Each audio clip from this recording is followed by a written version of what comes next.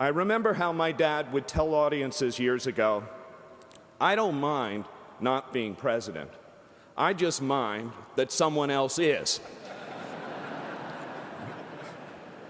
There is much to say and much will be said about Ted Kennedy, the statesman, the master of the legislative process and bipartisan compromise, workhorse of the Senate, beacon of social justice, and protector of the people.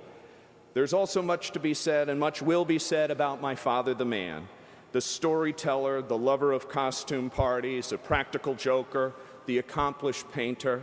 He was a lover of everything French, cheese, wine, and women.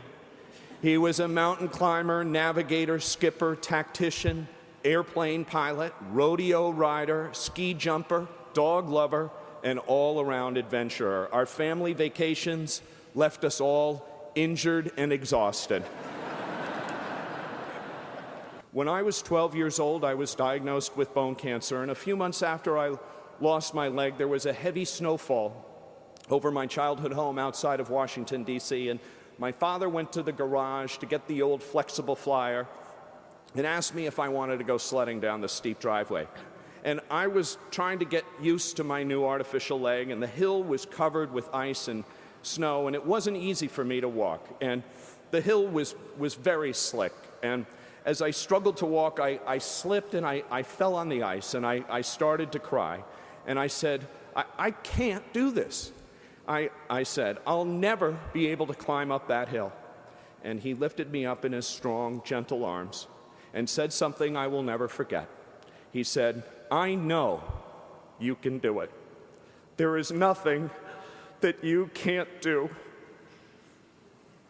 We're going to climb that hill together, even if it takes us all day."